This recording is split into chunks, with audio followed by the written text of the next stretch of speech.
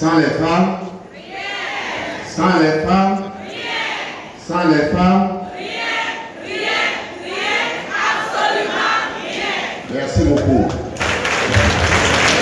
L'objectif majeur de création d'emplois dans le PAGE, c'était 500 000 emplois. Et nous avons créé à la fin, parce que nous avons évalué ce que nous avons fait en 2020, c'est-à-dire un an avant l'échéance, nous avions créé déjà 800 000 emplois. Pour le quinquennat qui est en cours, nous avons défini en 2021 que nous allons créer sur la même période 1 300 000 emplois, pour tenir compte de ce que nous avons fait et de tout ce qui est en cours.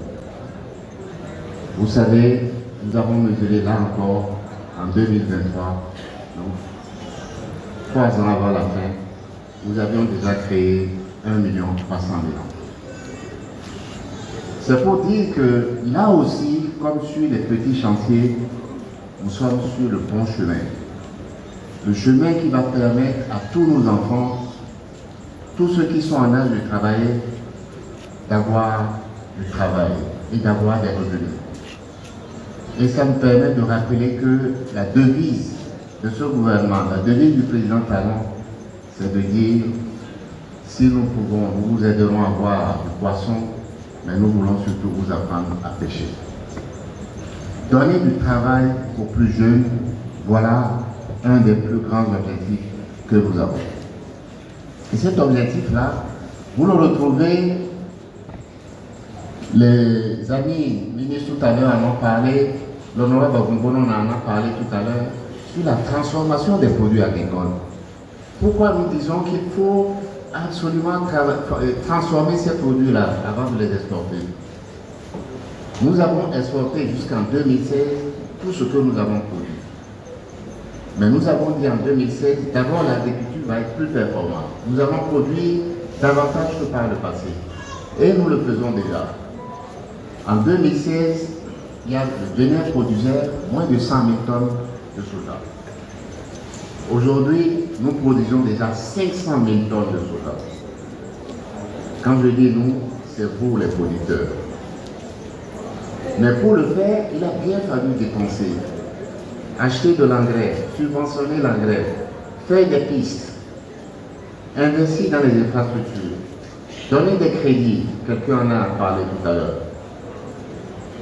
Mais si nous faisons tout ça et que nous continuons d'exporter les produits bruts, nous faisons 2 erreurs fondamentales. Premièrement, une bonne partie de la valeur du produit va être exportée. C'est ce qui se passe. Parce que ceux qui nous achètent ici, ils vont transformer ces produits-là chez eux, en Inde, au Vietnam et ailleurs. Deuxièmement, nous allons permettre que les emplois créés par cette transformation-là restent à l'extérieur.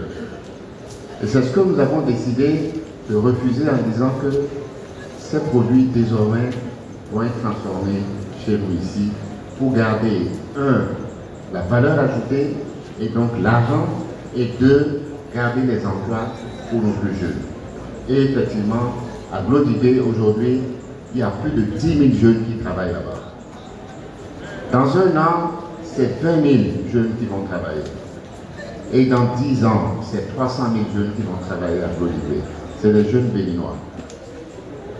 Ça vaut la peine que nous fassions l'effort de comprendre que ce n'est pas une pénalité qui est donnée aux agriculteurs que de dire vendons au Bénin.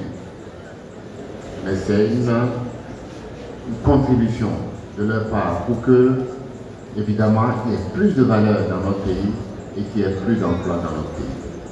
Voilà le principal point que je voulais faire et je veux insister là-dessus.